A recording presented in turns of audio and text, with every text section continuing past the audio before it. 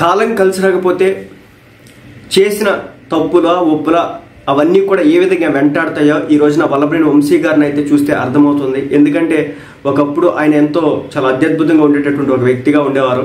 కానీ ఈరోజు చూస్తే ఆయన పరిస్థితి కావచ్చు, ఆయన కంప్లీట్గా బాడీ స్ట్రక్చరే మారిపోయినటువంటి పరిస్థితి. ఎందుకంటే ఒకనొక టైంలో జగన్మోహన్ రెడ్డి గారు కూడా చెప్పినారు ఏమంటే చంద్రబాబు నాయుడు గారు వల్లభనేని వంశీ గారు అందాన్ని చూసి అసూయపడతారని. కానీ ఈరోజు చూడండి వల్లభనేని వంశీ గారికి పరిస్థితి చూస్తే అతి దారుణంగా అనిపిస్తున్నటువంటి పరిస్థితి. మరోసారి నీకు బిగ్ షాక్ తగిలినట్టు తెలుస్తోంది.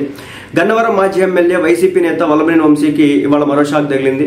ఇప్పటికే కూటమి సర్కార్ అధికారంలో వచ్చినప్పటి నుంచి కేసుల పాలై జైలు జీవితం అనుభవిస్తున్నటువంటి ఈయనకు తాజాగా హైకోర్టులో ఊరట లభించింది.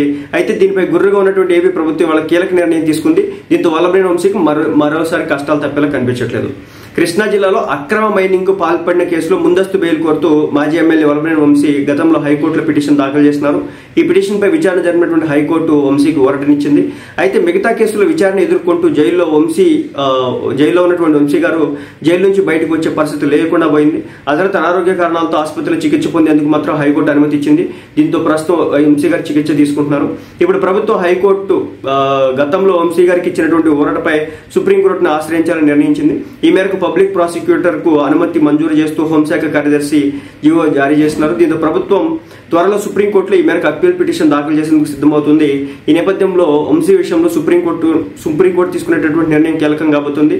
అసలే అనారోగ్యంతో బాధపడుతున్నటువంటి ఈ వంశీ గారికి ఈ వ్యవహారం మరింత తలనొప్పి మారుతుందనడంలో ఎలాంటి అతిశయోక్తి లేదు. ఎందుకంటే మళ్ళీ సుప్రీంకోర్టుకి వెళ్ళారంటే అక్కడ అది మళ్ళీ పడతానే ఉంటుంది. రెండోది ఏంటంటే ఈయన మీద కేసు తర్వాత కేసు అంటే ఈయనకి సంబంధించి పాత కేసులన్నీ కూడా తిరగదోడుతున్నటువంటి పరిస్థితి. అంటే ఒక్క మాట ఎన్ని దారుణాలకు తావు చేసిందో చివరికి వల్లభనేని వంశీ గారికి ఈ పరిస్థితి తీసుకొచ్చింది. ఆ మాట నేను ఇప్పుడు చెప్పకూడదు, కానీ ఒక్క మాట ఆ రోజు ఆయన అది అనుకుని ఉంటే కనుక బహుశా నాకు తెలిసినంత వరకు ఇలాంటి సిచ్యువేషన్ ఫేస్ చేసి ఉండేవారు కాదు.